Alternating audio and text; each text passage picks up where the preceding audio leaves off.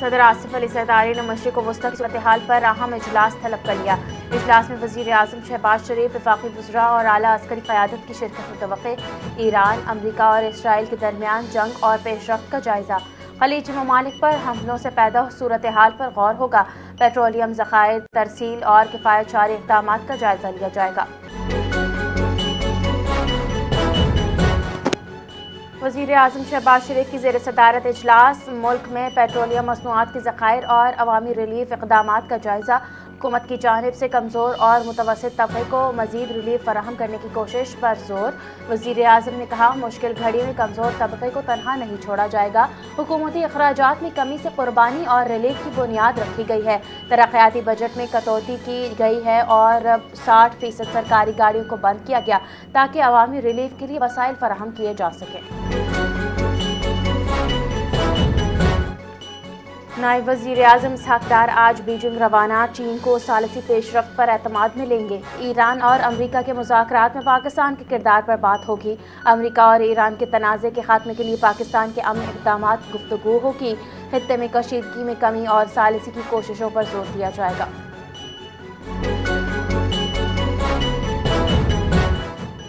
وزیر اعظم محمد شہباز شریف کا ایران اور امریکہ کو مذاکرات کی میز پر لانے کا عزم۔ خطے میں کشیدگی کے خاتمے کے لیے اجتماعی کوششوں پر زور۔ جنگ سے ایران سمیت مسلم ممالک کو جانی اور مالی نقصان ہوا۔ سعودی عرب، ترکیہ اور مصر کے تعاون کو سراہا گیا۔ علاقائی امن کے لیے پاکستان کے کردار پر اعتماد کا اظہار کیا گیا۔ ایشین ڈیولپمنٹ کے نائب صدر 19 سے 24 اپریل پاکستان کا دورہ کریں گے۔ اسلام آباد میں اعلیٰ سطح کی میٹنگز میں معاشی اصلاحات اور توانائی شعبے پر بات چیت ہوگی۔ لاہور میں agriculture and food investment forum کا انعقاد متوقع ہے۔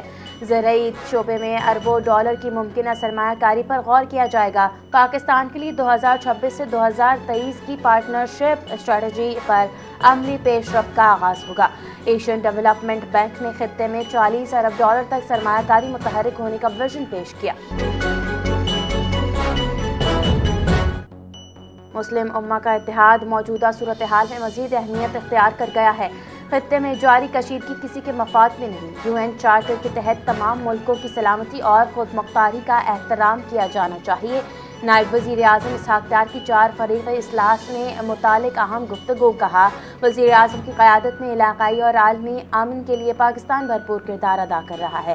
پاکستان ایران اور امریکہ کے درمیان مذاکرات کے لیے کاوشیں کر رہا ہے۔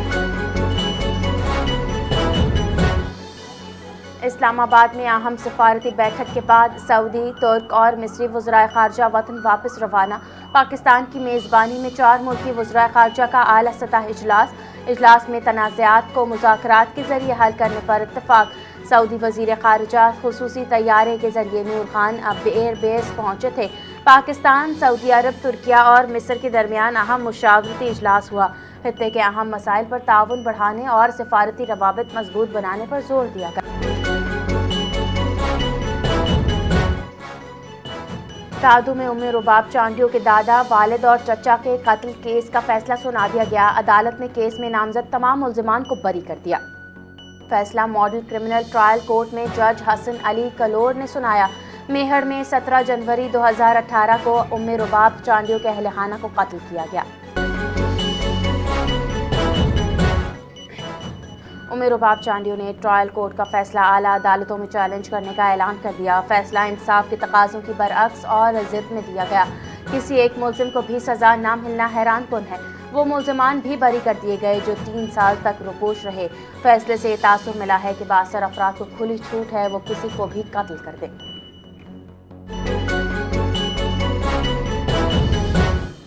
پاکستان کے ذریعے ایران امریکہ مذاکرات میں پیش رفت ہو رہی ہے۔ ایران کے ساتھ ڈیل جلد ہو سکتی ہے۔ امریکی صدر ڈونلڈ ٹرمپ کی صحافیوں سے گفتگو۔ کہا، لگتا ہے ہم ایران کے ساتھ بہت جلد ایک معاہدہ کر لیں گے۔ ایران کے ساتھ براہ راست اور بالواسطہ بات چیت کر رہے ہیں۔ ایران نے کئی پاکستانی پرچم بردار جہازوں کو آبنائے حرمت سے گزرنے کی صدر مملکت آصف علی زرداری کا عالمی یوم زیرو ویسٹ پر پیغام۔ خوراک کے ضیاع کو سنگین قومی مسئلہ قرار دے دیا۔ منڈی تک پہنچنے سے پہلے خوراک کا خراب ہونا بھی چیلنج ہے۔ صدر زرداری نے کہا تقریبات میں بچی ہوئی خوراک کو ضائع نہ کیا جائے۔ خوراک کے ضیاع کے ساتھ پانی، زمین اور توانائی کا ضیاع بھی ہوتا ہے۔ لینڈ فل میں جانے والی خوراک میں موسمیاتی تبدیلی کے تعلق پر روشنی ڈالی جائے۔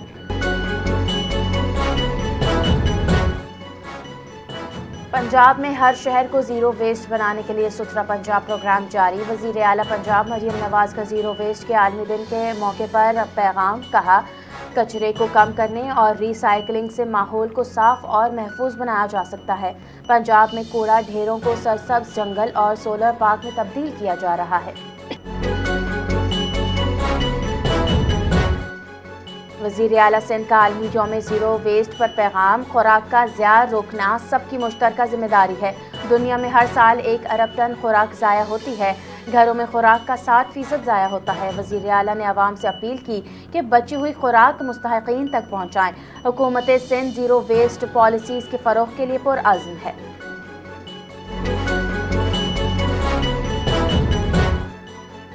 گورنر سندھ سید محمد نہال ہاشمی سے سینیٹر بشرا انجم بٹ کی ملاقات۔ منصب سنبھالنے پر گورنر کو مبارکباد اور گلدستہ پیش کیا۔ تعلیم، ماحولیاتی تحفظ اور قومی ورثے پر تبادلہ خیال کیا گیا۔ بین المذاہب ہم آہنگی کے فروغ پر تفصیلی بات چیت کی گئی۔ معیاری تعلیم اور سماجی ہم آہنگی پائیدار ترقی کی بنیاد ہے۔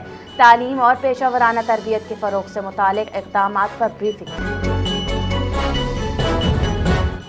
کراچی میں رواں سال منکی پاکس کا پہلا کیس رپورٹ۔ بیرون ملک سے آنے والے مسافر میں ایم پاکس کی تصدیق۔ متاثرہ مریض کو سندھ انفیکشن ڈیزیزز اسپتال منتقل کیا گیا۔ متاثرہ مریض کو دوسرے اسپتال منتقل کر دیا گیا۔ متاثرہ شخص بیرون ملک سے سفر کر کے آیا تھا۔ محکمہ صحت کے ذرائع کے مطابق رواں سال مختلف اسپتالوں میں ایم پاکس کے متعدد مشتبہ کیسز رپورٹ۔ خیبر پختونخوا میں بارشوں سے تباہی، مختلف حادثات میں 9 افراد جاں بحق افراد میں 8 بچے اور 1 خاتون شامل، 47 افراد زخمی بھی ہوئے۔ چھتیں اور دیواریں گرنے سے اموات ہوئیں۔ بنوں اور شمالی وزیرستان زیادہ متاثر ہوئے۔ وزیر اعلیٰ خیبر پختونخوا محمد سہیل آفریدی کا بارشوں سے جانی اور مالی نقصان پر اظہار افسوس۔ متاثرہ خاندانوں سے ہمدردی، جاں بحق افراد کے لیے دعا۔ زخمیوں کو بہترین طبی سہولیات فراہم کرنے کی ہدایت کی۔ ریسکیو اور ریلیف سرگرمیاں تیز کرنے کا حکم۔ وزیر اعلیٰ خیبر پختونخوا نے کہا صوبائی حکومت متاثرین کے ساتھ کھڑی ہے۔ مشکل گھڑی میں متاثرہ خاندانوں کو تنہا نہیں چھوڑیں گے۔ ہر ممکن معاونت فراہم کی جائے گی۔ پاکستان میں ڈیجیٹل فائنانس کے شعبے میں تیزی، عالمی سرمایہ کار متوجہ۔ فنولیوشن گروپ اور فن لیپ کا پاکستان میں سرمایہ کاری بڑھانے کا اعلان۔ ایس ای سی پی سے ملاقات، مالی اصلاحات اور شمولیت پر تبادلہ خیال کیا گیا۔ دائرہ پلیٹ فارم کے ذریعے ڈیجیٹل قرضوں کی سہولت فراہم کر رہا ہے۔ کم سہولت یافتہ طبقات کے لیے کریڈٹ تک رسائی میں بہتری متوقع۔ جرأت کے نشان کا شاندار ٹیزر جاری۔ شہید میجر سید علی رضا اور حوالدار نثار احمد کو خراج عقیدت پیش کیا۔ ٹیزر میں پاک فوج کے جوانوں کی بہادری اور قربانی نمایاں ہے۔ سرحدوں کے دفاع کے لیے غیر متزلزل عزم کی عکاسی کرتا ہے۔ دہشت گرد عناصر کے خلاف پاک فوج کی کامیاب کارروائیاں جاری ہیں۔ قوم کی جانب سے شہداء کی قربانی کو بھرپور خراج۔ ایران نے امریکہ اور اسرائیل کے حملوں کا بھرپور جواب دیا۔ اسرائیل کی حیفا اور دیگر علاقوں میں ایرانی میزائل حملے، کیمیکل پلانٹ میں آگ لگ گئی۔ متحدہ عرب امارات، کویت اور بحرین میں امریکی اہداف پر حملے کیے گئے۔ کویت میں 5 ڈرونز مار گرائے گئے، 1 بھارتی شہری ہلاک ہوا۔ عراق میں وکٹری ایئر بیس پر ڈرون حملہ، عراقی اسپیشل فورسز کا طیارہ تباہ کر دیا گیا۔ جنوبی لبنان میں اسرائیلی فوج اور حزب اللہ کی لڑائی، 6 اسرائیلی فوجی زخمی ہوئے۔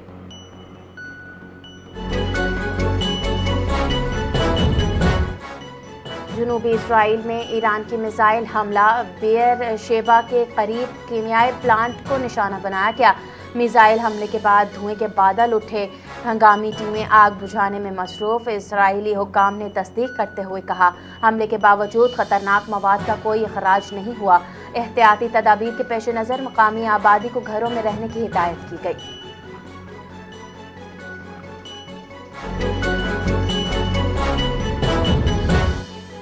تبریز میں پیٹرو کیمیکل پلانٹ پر حملے کی اطلاعات، امریکہ اور اسرائیل پر حملے کا الزام، تبریز پیٹرو کیمیکل کمپنی کا یونٹ نشانہ بنایا گیا، ہنگامی صورتحال، امدادی ٹیمیں متحرک۔ حکام کا کہنا ہے حملے کے باوجود کسی خطرناک یا زہریلے مادے کے اخراج کی اطلاع نہیں ملی، جس سے بڑے ماحولیاتی نقصان کا خدشہ ٹل گیا۔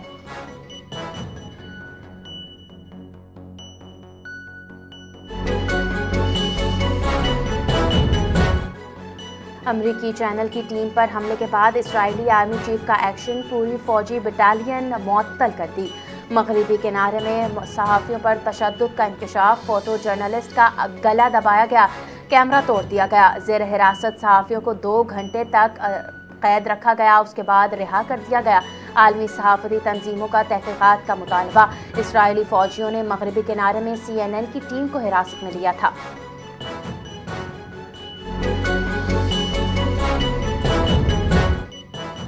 روس کا 1 اپریل سے دنیا کو پیٹرول کی فراہمی پر مکمل پابندی کا باضابطہ اعلان۔ روس کے اعلان کے بعد عالمی مارکیٹ میں ایک بار پھر ہلچل مچ گئی۔ یہ پابندی ابتدائی طور پر 31 جولائی تک نافذ رہنے کی توقع ہے۔ فیصلے کا اثر ان ملکوں پر پڑے گا جو روس کے ریفائنڈ پیٹرول پر انحصار کرتے ہیں۔ ان میں چین، ترکی، برازیل اور افریقہ کے کئی ممالک شامل ہیں۔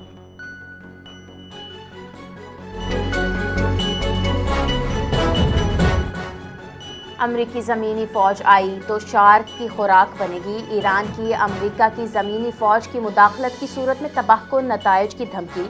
اگر امریکہ نے زمینی حملہ کیا تو ان کے فوجی شارک مچھلی کی خوراک بنیں گے۔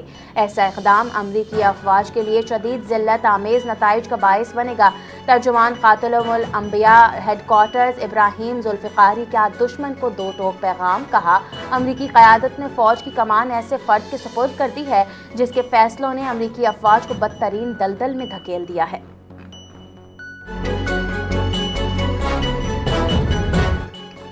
بھارت میں گیس کا شدید بحران، عوام مشکلات کا شکار، مودی حکومت کی پالیسیوں پر سوالات۔ امریکی جریدے بلومبرگ کے مطابق خود انحصاری کے دعوے ناکام ہو گئے، LPG کی قلت سے قیمتوں میں اضافہ ہوا، فوڈ اسٹال مالکان کاروبار بند کرنے یا متبادل ایندھن پر مجبور ہونے لگے، دہلی میں کاروبار متاثر، مزدور طبقہ شہروں سے واپسی پر مجبور ہو گیا۔ ماہرین کا کہنا ہے ہنگامی صورتحال کے لیے گیس ذخائر ناکافی ہیں۔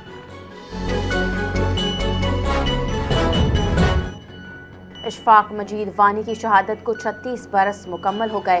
کشمیری رہنما نے نوجوانوں میں آزادی کا نیا جذبہ پیدا کیا۔ 30 مارچ 1990 کو سری نگر میں بھارتی فورسز کے ہاتھوں شہید ہوئے، آخری دم تک مزاحمت، بہادری کی داستان رقم کر گئے۔ شہادت نے تحریک آزادی کشمیر کو نئی طاقت دی۔ اشفاق وانی آج بھی مزاحمت اور حوصلے کی علامت قرار۔